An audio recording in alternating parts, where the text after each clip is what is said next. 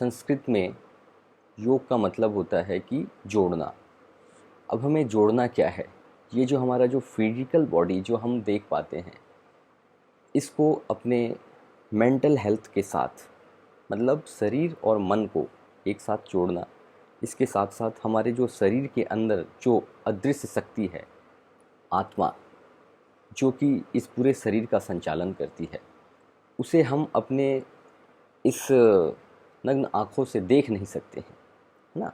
हम सिर्फ उसे महसूस कर सकते हैं।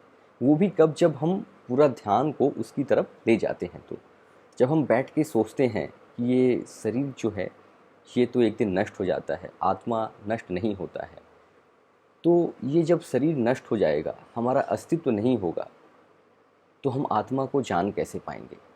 तो जब तक हम इस अस्तित्व में हैं, तब तक हमें इस आत्मा को जान लेना बहुत ही आवश्यक है। अदरवाइज़ ये वो वाली बात है कि हमारे पास कोई चीज़ है, हम उस चीज़ को देख ही ना पाएँ, तो उत्सुकता तो रहती है। तो योग जो है एक साधन है इस फिज़िकल बॉडी को, इस इनविजिबल आत्मा जो है आत्मन से मिलाने का। तो तन और मन और आत्मा, सोल जिसको कहते हैं, तीनों को एक साथ मिलाने के लिए हम जिस पद्धति को अपनाने जा रहे हैं वो योग है। अब मैं योग के क्रम में आपको ये बता देता हूँ कि मतलब आपको जो योग के और भी जो पहलू हैं, आसन और प्राणायाम के अलावा जो भी पहलू है, उसको मैं बीच बीच में इस तरीके से ऐड करता जाऊँगा। आप उसको सीख भी जाएंगे, आपको पता भी नहीं चलेगा, और धीरे धीरे आप योग साधना को साध भी लेंगे और आप बहुत शांत हो जाएंगे।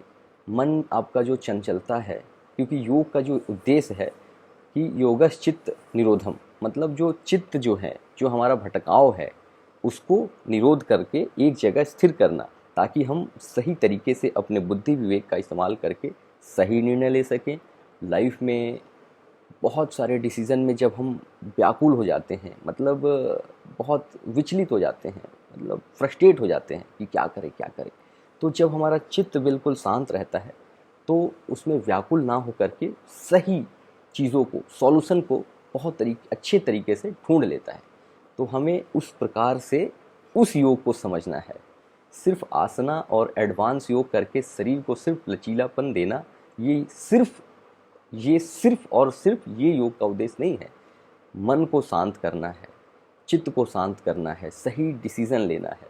माइंड को जब हम किसी सिचुएशन में ऐसे फंस जाते हैं जहाँ कुछ दिमाग काम नहीं करता है, तो हमारा अंतर आत्मा जो है वो हमारा सॉल्यूशन देता है। बट तब जब हम उसको जागृत कर लेंगे, उसको समझ लेंगे, अपने आप से उसको मिला लेंगे।